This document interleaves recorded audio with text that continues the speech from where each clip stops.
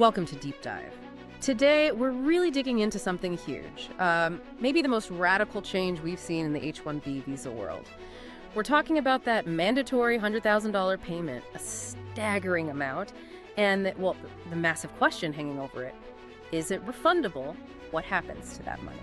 It really is a game changer. And, as hosts from the Visa Verge website, our aim isn't just to report what's happening. We want to break down the strategic risk here. We focus on giving you clear analysis, making sure these high-stakes immigration updates make sense.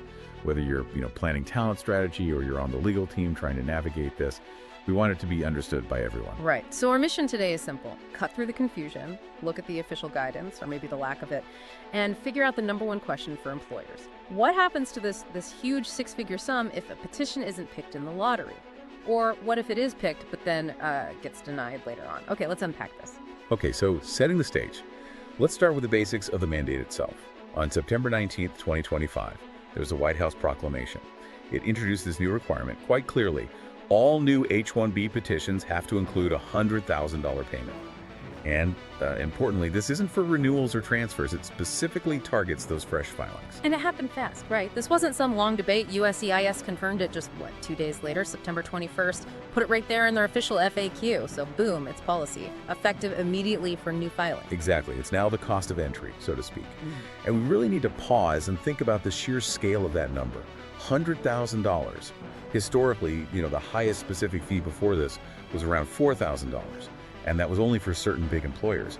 This new payment is, it's 25 times that previous record. It completely changes the financial risk calculation. I have to admit, even after covering this space for years, that $100,000 figure is just, wow, it makes your jaw drop. It sounds less like an administrative fee and more like, a bond, or maybe some kind of tax on hiring foreign talent.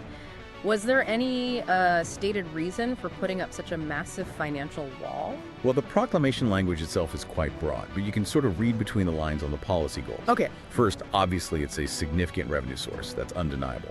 Second, it acts as a pretty blunt filter, right? Requiring $100K up front, it likely discourages filings the government might see as, let's say, lower value. Yeah. Petitions maybe for lower wage positions. And in theory, it prioritizes employers with serious capital, which probably suggests higher skill, higher wage jobs. So it's basically designed to raise the barrier to entry, dramatically. Which brings us smack into the middle of the big problem, the elephant in the room. What happens to all that cash if the whole thing doesn't work out? If the visa doesn't get approved? And this is the absolute core issue. This is what's creating such a headache, such a strategic problem for companies. The silence from the government on this point is, it's deafening. Neither the original White House proclamation nor that USCIS FAQ that came out just after, neither one mentions anything about whether this payment is refundable. Under any circumstances, nothing about non-selection in the lottery, nothing about denial after selection. Just silence. Okay, so let me get this straight. We have a confirmed six-figure payment required, mandatory. But zero clarification, zero procedure on what happens to that money if the visa ultimately doesn't come through. For an employer, that's not just inconvenient. That sounds like a major business risk. It absolutely is. Ambiguity on this scale. It means companies can't really forecast their H-1B season costs accurately. Is this $100,000 in expense you just write off? Or is it potentially a recoverable asset? That difference changes everything about how you approach hiring strategy, how you manage risk on your balance sheet. And right now, we just don't have the rule book for this. It forces employers into making some pretty high-stakes guesses. Right. So since we're basically working in an information vacuum on this specific new fee, the best thing we can probably do is look backwards, right? Look at the history. How were previous H-1B fees handled? Especially the ones that were controversial, because that past practice might give us some clues. It gives us critical context. And when we do look back, we see a pattern. A remarkably consistent one, actually. Non-refundability. Almost across the board. If you just look at the fees required simply to apply, they're almost always kept by the government, win or lose. Okay, give us some examples. What fees follow that pattern? Well, we can start right at the beginning, the H-1B registration. Remember when that fee was just $10? And now it's jumped up to $215 for fiscal year 2026? That fee was always non-refundable.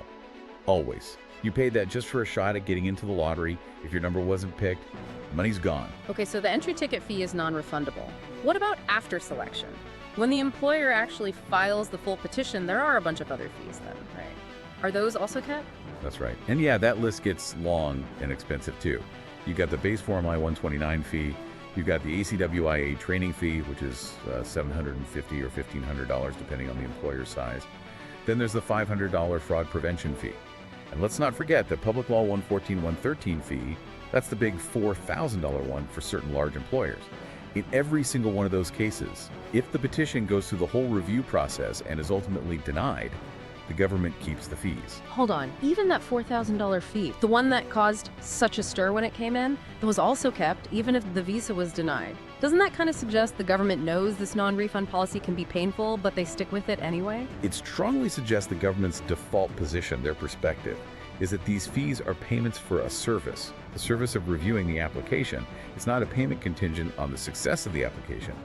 From their view, they've already used resources to process and adjudicate, regardless of the final yes or no.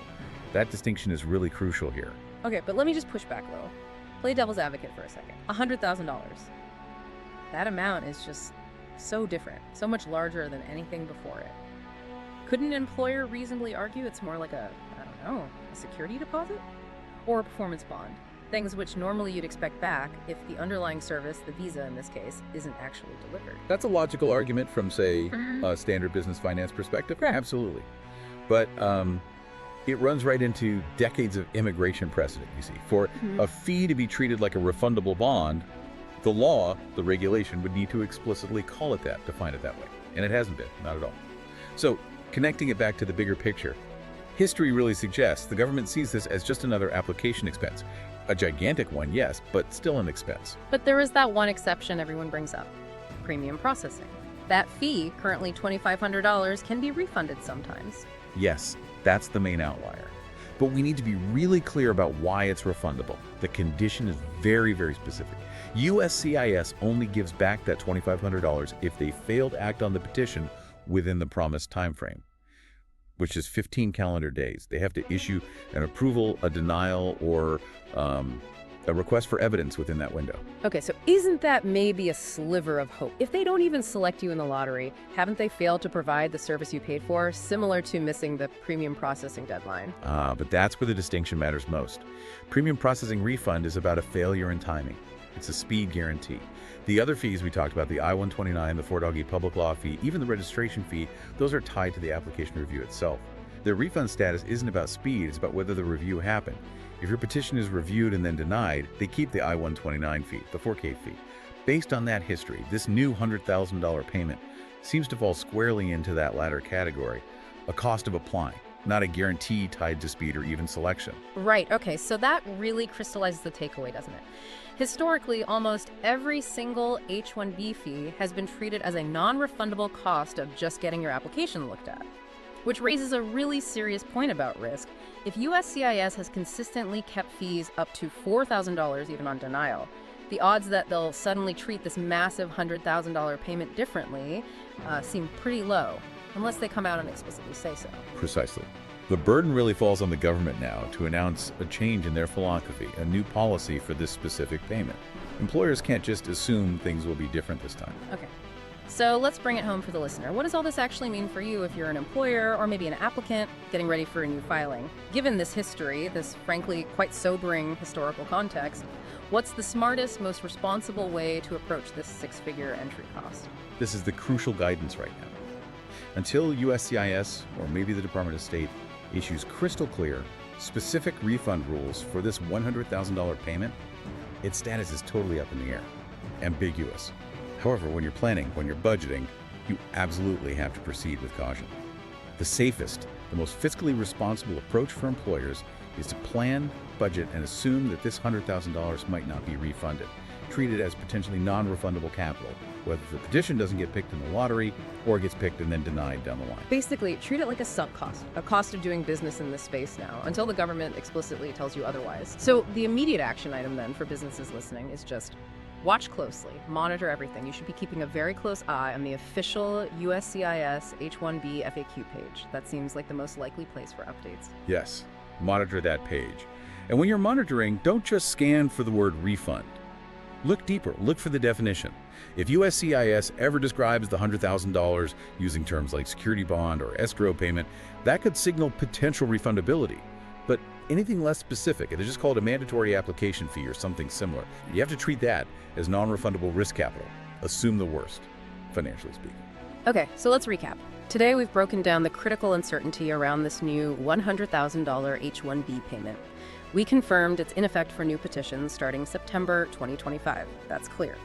But, crucially, there's absolutely no official guidance yet on whether it gets refunded if the petition isn't selected or if it's denied.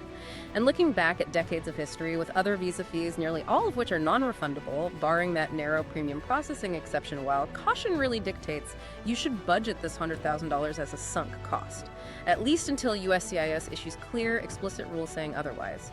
The financial hit here is just too big to make hopeful assumptions. Absolutely. This fundamentally changes the financial equation for H-1B filings. It demands immediate, conservative adjustments in how companies view risk.